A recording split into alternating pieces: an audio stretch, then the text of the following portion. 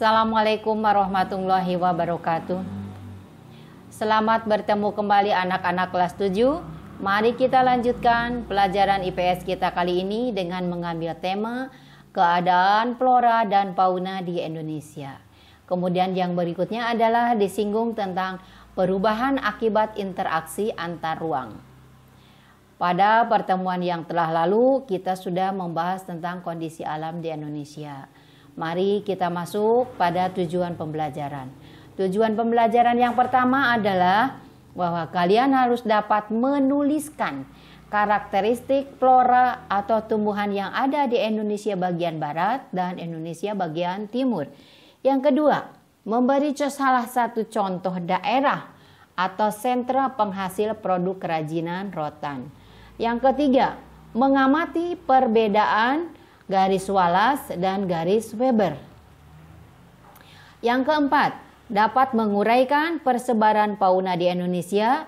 Yang kelima, dapat menyebutkan 6 perubahan akibat interaksi antar ruang. Mari kita masuk pada materi inti. Keanekaragaman flora dan fauna Indonesia atau keanekaragaman hayati Indonesia sangat besar. Keragaman hayati Indonesia termasuk 3 besar dunia bersama dengan Brazil, Amerika Serikat, Zaire atau Afrika.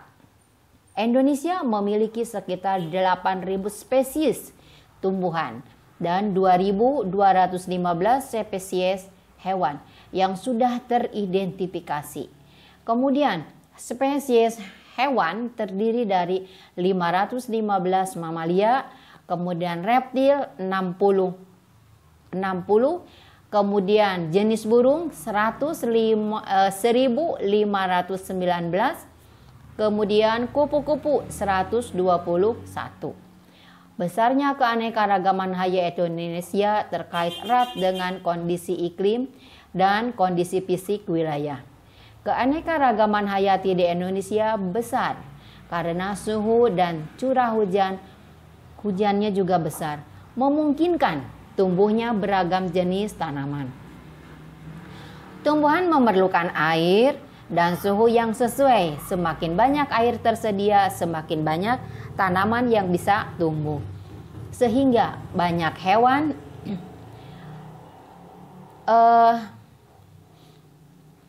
hewan yang dapat hidup di daerah tersebut.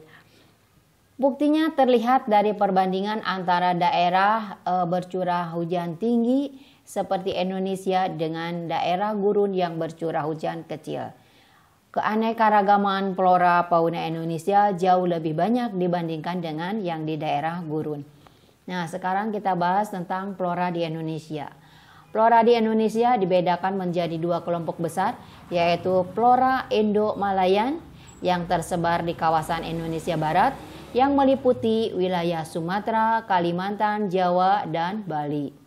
Kemudian flora Indo-Australian tersebar di Indonesia Timur, meliputi Sulawesi, Nusa Tenggara, Maluku, dan Papua. Kemudian lihat persebaran flora di Indonesia. Kita lihat karakteristiknya. Bagaimana karakteristik flora di Indonesia bagian barat dan di Indonesia bagian timur. Lihat, di Indonesia bagian barat, jenis meranti-merantian sangat banyak. Sedangkan di Indonesia timur, jenis meranti sedikit. Ada beberapa jenis rotan. Ada berbagai jenis rotan di Indonesia barat.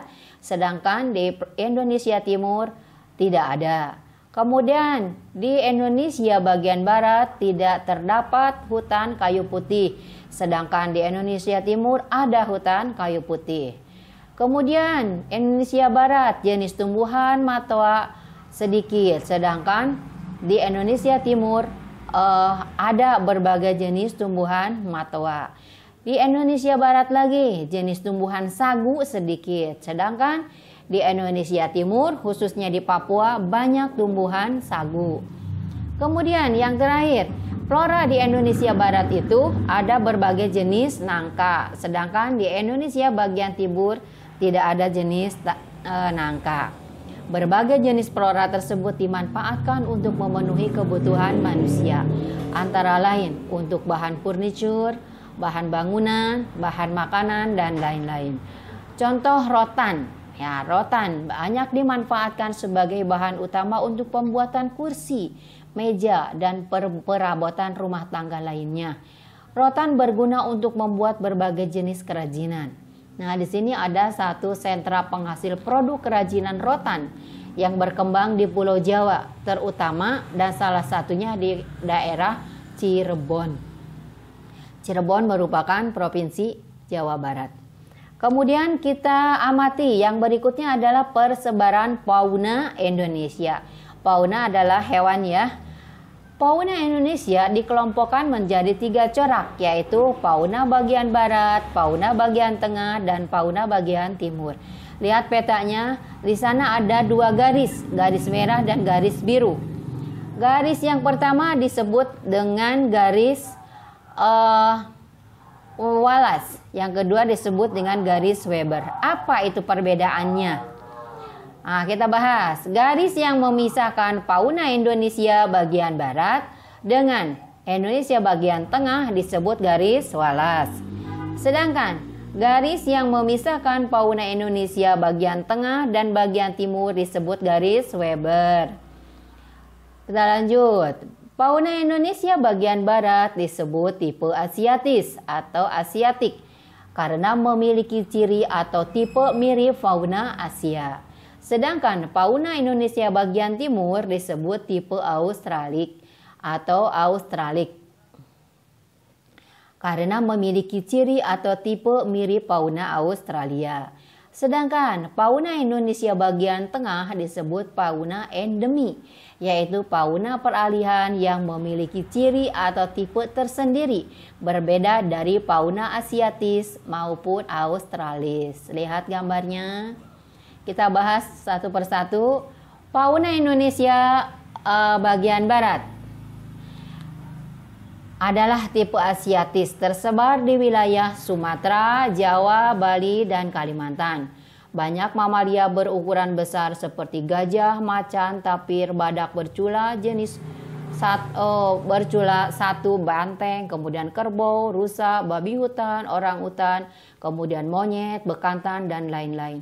Kemudian jenis burung di wilayah Indonesia bagian barat adalah burung hantu, elang, jalak, gagak, merak, kutilang, dan beragam unggas. Juga ada reptil seperti ular, buaya, toke, kadal, biawak, bunglon, kura-kura, terenggiling, dan lain-lain. Ada juga jenis ikan air tawar seperti pesut, sejenis lumba-lumba di Sungai Mahakam. Kita lanjut lagi. Fauna Indonesia bagian tengah disebut juga fauna kepulauan. Fauna Kepulauan Wallace meliputi Sulawesi, Maluku, Nusa Tenggara, dan beberapa pulau kecil di sekitarnya. Jenis fauna tipe peralihan contohnya adalah babi rusa, kemudian anoa, komodo, ikan duyung, kuskus, monyet hitam, kuda, sapi, monyet sabak, kemudian beruang, tarsius, sapi, dan banteng. Reptil juga ada di bagian tengah seperti biawak, buaya, komodo, dan ular. Kemudian jenis burung seperti maleo, burung dewata, mandar, raja udang, kemudian rangkong, dan kakatua nuri. Kita bahas fauna Indonesia bagian timur atau tipe Australis yang tersebar di Papua, Halmahera, dan Kepulauan Aru. Mamalia berupa kanguru, kemudian beruang, walabi, landak irian, kemudian kuskus, pemanjat berkantung, oposum layang, kemudian kanguru pohon, dan kelelawar. Tetapi tidak ada kera. Jenis reptil di wilayah ini seperti biawak, buaya, kadal, dan ular. Kemudian jenis burungnya, di antaranya adalah cendrawasih, nuri, raja udang, kasuari, dan namudur. Jenis ikan air tawar relatif sedikit. Nah, itu adalah tentang fauna di Indonesia. Kita masuk pada perubahan akibat interaksi antar ruang. Interaksi antar ruang dalam pelajaran yang telah dahulu itu dapat berupa pergerakan orang, barang, gagasan, dan informasi. Semua bentuk interaksi antar ruang itu berdampak pada adanya perubahan. Jika banyak orang dengan berbagai kepentingan selalu datang pada suatu tempat, maka tempat yang dituju akan berkembang menjadi pusat kegiatan manusia yang disebut dengan kota. Jadi, pergerakan orang sebagai bentuk interaksi ke ruangan menimbulkan perubahan. Perubahan ini berdampak berikut ini adalah dampak interaksi antar ruang. Apa saja itu dampaknya? Yang pertama adalah berkembangnya pusat-pusat pertumbuhan. Yang kedua, adanya perubahan penggunaan lahan. Yang ketiga, adanya perubahan orientasi mata pencaharian yang biasanya adalah petani, kemudian lahannya dijual, mata pencahariannya jadi buruh atau jadi tukang dagang dan lain sebagainya. Yang keempat adalah berkembangnya sarana dan prasarana. Yang kelima, adanya perubahan sosial dan budaya. Yang keenam, berubahnya komposisi penduduk. Jadi berarti ada berubahnya komposisi penduduk, jelas, karena ada yang datang, ada yang pergi, ada yang bertambah, ada yang berkurang. Itulah perubahan akibat dari adanya interaksi antar ruang.